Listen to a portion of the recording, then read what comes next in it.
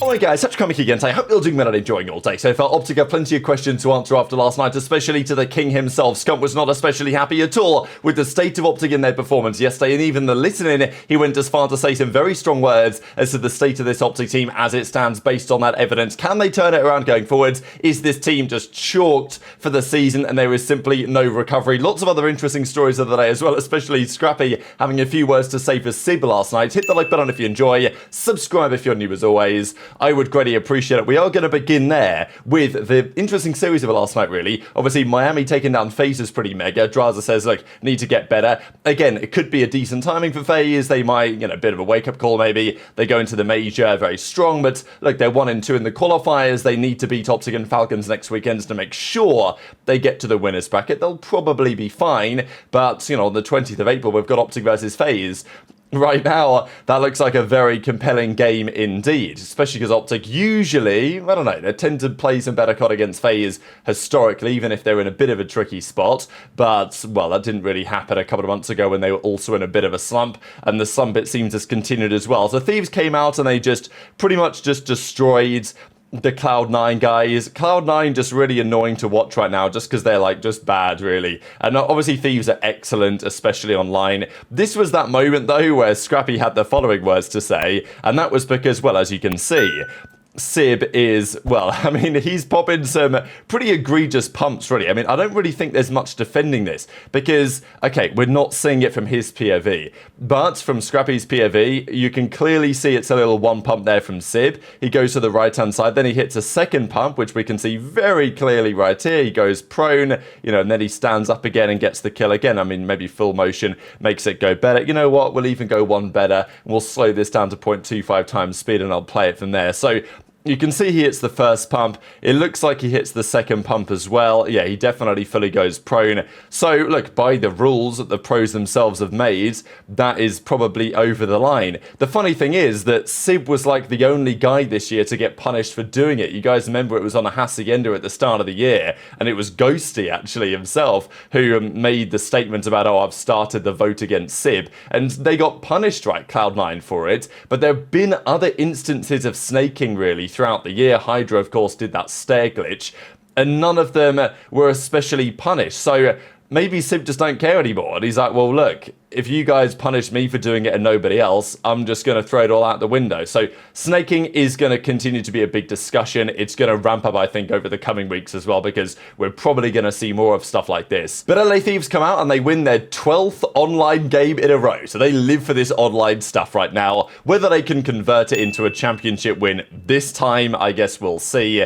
But Ghosty with a 1.2, HyDra with a 1.3, Scrappy with a 1.2, effectively. Envoy kicked his feet up that series. Kremp, again, this scoreboard doesn't massively surprise me. I think Sib being, you'd expect him maybe to be positive, right? But Kremp and Sib have been their best players recently. Mack started the year strongly, but I will say since then he's been generally pretty underwhelming, and I think you'd probably expect, if you looked at Mack's numbers, that Mack's been having a decent season because that's kind of how people have talked about him. But if you look at his numbers, it's not terrible, but it's just not great, really. He's got a 0.93 overall, 0.96 in hardpoint in search. Okay, it's not all about the KD, but you know what I'm getting at, I think, especially because Kremp has been pretty good. And then attached with a 0.8. Yeah, just difficult to watch C9. You got to wonder, that trial with Capsidol, because we think they did do it.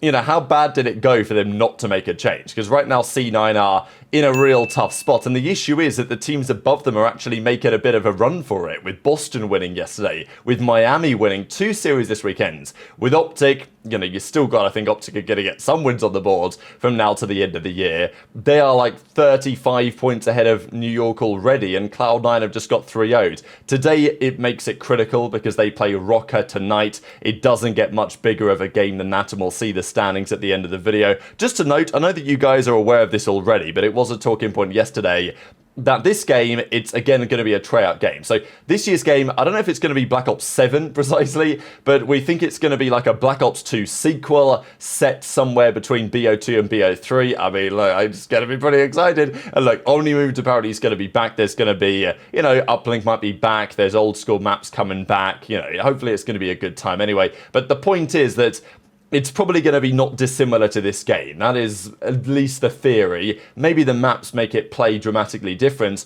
but the conversation around some of these teams, certainly let's say a team like OpTic, struggling on the way that this current game plays. There was lots of talk on the flank last night about, you know, that Shotzzy likes to play hero ball, right? It's a star player level game rather than the team play that. When you watch Thieves play, you get a real sense, I think, of like how this COD should be played. And obviously FaZe are the team that have won the event. But if you watch Thieves play online, you know, the level of aggression that they have and the pressure they put on the map, especially once they gain an advantage, they steamroll it.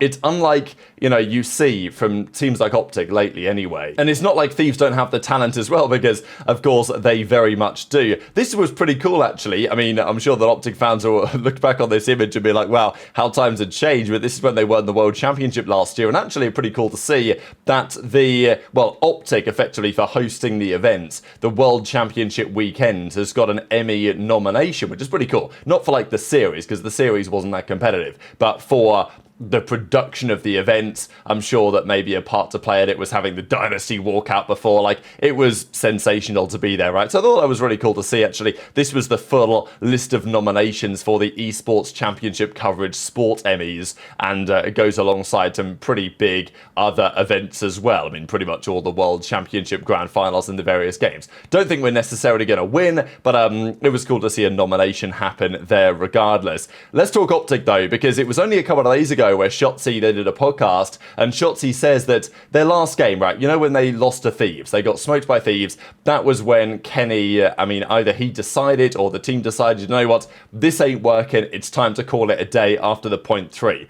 That's what happened then, and, you know, the rest was pretty much inevitable. But Shotzzy said that had they not played that series, maybe had they played a different team and beaten them, they probably would have stuck it out. Not to say that would have been a good idea, but, you know, you look back on the team now in hindsight and you think, okay, clearly there were other issues there, rather than Kenny, rather than Pred, based on what we've seen over the last couple of days. And I'm sure that all these individuals on some level were part of the problem, but it's not like making the changes they have as magically fix their issues, because, you know, they just, I don't know, the energy to me was the frustrating thing. You'd at least think they would, like, seem like they were trying to win, and obviously you try to win, but this final map was kind of an embarrassment, to be honest, and Huke rage quit before the game was even over. And even you can see by the replies, right, I mean, we've got 1.2 thousand likes on this, but 260 odd replies.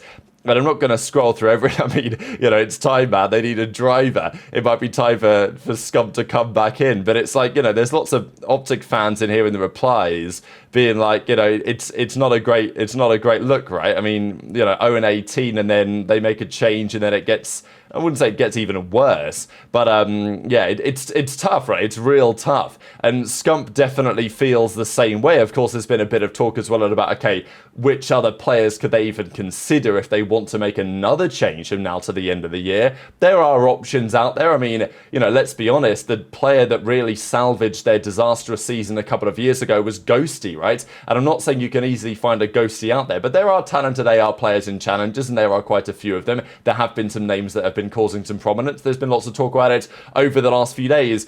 Ghosty came into that MW2 season when Scump had retired and Dashy was gone, and then he was back in, and they couldn't get Pred, so they had Huke in, and it was a nightmare. And they still, you know, made 2 grand finals that year with Ghosty on the team. And then, of course, you know, they made the changes that they did, but the point, and they won the World Championship the year after, so it wasn't necessarily a mistake, but Ghosty was probably the key figure, really, that salvaged their season, and that was the first time ever that OpTic had actually dipped down to challenges, really, and picked a player up from there. Apart from, I guess you could argue, Dashy after his initial season on World War II, where he was he was on Complexity, but he wasn't on, like, a really top-tier pro-level team. But let me share for you guys what Scump had to say on this, and there was also some talk on the flank last night about it, but Scump's reaction, certainly, I mean, he was just speechless after their loss, but certainly his reaction to the listening, and even just listening to the listening again, it's pretty painful, but, I mean, the listening just starts, and Scump already says, I just hate hearing this, like, this is not good. And there were so many moments in the listening where they were just, like, radio silent, nothing was getting comms, like, you just know that it's chalk to that point. I already hate the comms. I want to lose it, I want to lose it. Usually, you guys working it, Yeah, I'm gonna go near, One guy's gonna be here. 100% one knee. No, I'm table heading, I'm one shot. Push me under, and then one's outer, inner. It was, that was. Looking for one. It was AG, AG's here, he's behind you. Let's go on Or like close couches. The close couches on me, they're bottom bed. I'll see this fucking guy. I don't know they spawned. You want exit. Turn exit, our side fire. Yeah, he's dead. Oh, this is, it's gotta be right here. Hit him once, fire. You're dead, Last guy fire. They spawn close, Yeah, they're gonna make from mid, we should make from mid. They're gonna aim 2 times. There's 3 times. Yeah, I'm time. Both behind the bar, both like Kremp spot. Outer telling me. Exit, dead. There's 2. I'm watching out, I'm dead. I'm dead. One guy's P1 Alec. Alright, there's only one at a time. Can be on you. Outer, Outer, dead. I see you. I traded. I bet you they're you. One guy's deep left down. Deep left down. They're gonna watch out. Exit. We're not small talk. I don't see him. He's P1. No, there's no small talk. The urgency I don't think is good. Saying comms. Really bad. One more deep. One's out old. Looking for AG after that. Priest, Give me the back on me. Priest is that old? Not weak. It's time. Lay down the back. Alright, can we go to old? No, it's Alex, there's 2 in the back. There's 2 Oh in my the back. fuck. Double hit me in the back. Double hit me in the back. No, I'm going to top it. People actually just lost. We lost. Am I Back right. He really did come out and basically say like, yo, nobody's playing for the win. Like, no, the practice is dog shit. And like, to be honest, and I love Ant as a player, like throughout history, he's like dead ass costing them so many situations in game, bro. Like today, I put this series, like majority of the loss on Shotzzy, especially both the hard I mean, points. you live and die by his playstyle, bro. He's not the only player in history that's been like that. Too much. He does too But much. in this game, he's getting fucking punished. No, bro. he costed them both the hard points, dead ass. There are a couple of clips, and we'll go through them where he did all of the work to slow down a team, just tossed away his life for literally 0 reason. Yeah, but like, that's what I'm saying. That's the live and die by it. And then just throwing away last 10. But if he gets the bailout kills, it could work. But like that's what I'm saying, bro. Yeah, but he's trying to bail out situations that require no bailout. Oh, I know. So where do OpTic go from here? It's a very good question, and frankly, I do not have the answer for you as it stands. What I do know is that the race for the World Championship is not necessarily over at all. And this is the point that I made a couple of weeks ago when OpTic were looking a little bit better. Maybe their scrims had started to go well. You know, they beat FaZe like 7-1 in scrims. They came out and went on a 2-0 weekends, their first weekend back in. It was looking pretty promising for them, and there was talk about, okay, where could OpTic get to in the standings? Because right now the standings effectively, it's, you know, 6th place is at 130, 5th place is, what is it, like Surge at 200-ish. So, you know, there's no way really that these teams could get there. But I was thinking, okay, maybe OpTic could, if they have a really good run, maybe they win an event, they could get up to 5th or 4th or something. And the better the seeding, the better it gets for the World Championship, because you really don't want to be like the 7th or the 8th seed for Champs, because even if you make Champs, you then turn up to Champs and you play FaZe or Thieves round 1. Probably not ideal.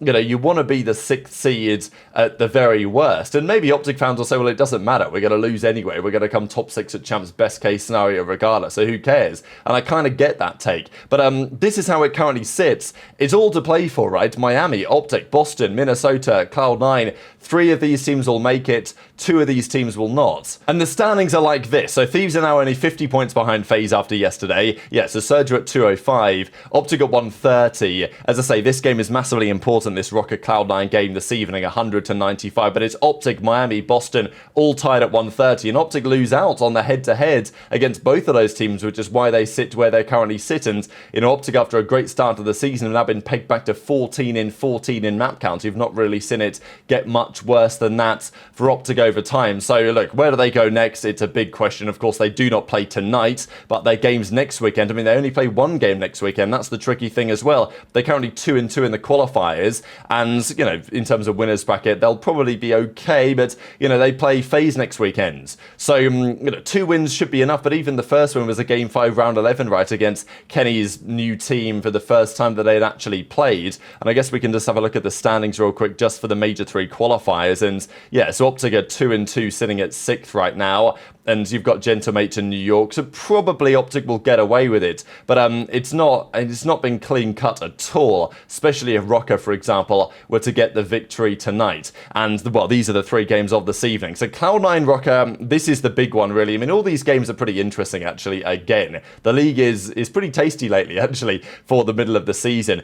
But this is a huge series. I mean, if Cloud9 lose this, I can't see them turning up to the major with the same team. Maybe I can't even see them turning up to next weekend's game with the same team, because at that point their chances are looking very slim. But I also think it's a bit of a must-win for Rocker, right? Because we looked at the standings. Rocker are now 30 points behind where, you know, where OpTic are, where Miami are, where Boston are. I mean, Boston, after the win yesterday, and Heretics, they've turned up, right? They've won their last couple of series. That does not look like that's going to stop. So all of a sudden, the Heretics now are looking like a real favourite to make it to the World Championship. You know, Boston, I mean, like, OpTic are at risk. There's no doubt about it with the way that these teams are looking. But Rocker, to capitalize on that, kind of need to win tonight. I think that they will, but we'll see if C9 have any life left in them, basically, I think, this evening. But I do think that Rocker are the better team. Surge Ravens, I think that Surge are the better team. But we'll see. I think it could be a close-fought affair. Both of these teams will probably be fine for the winners bracket anyway, even with the drama that Ravens have potentially gone through over the last few weeks. And then Thieves Ultra. This is a great series that I see to close out the weekend, right? Because it's the battle of the new Scrum champions. I mean, you've got the online warriors in Thieves, and then you've got Toronto, who has also been pretty impeccable online. So this could go either way. I think the Thieves are going to win it, but I think it's going to be competitive. Toronto will put up a bit of a fight here, but Thieves, they're looking just too indomitable right now online. But very much interested in your thoughts in the comments. Hit the like button if you enjoyed. Subscribe if you're new. Take care, and I'll see you next time.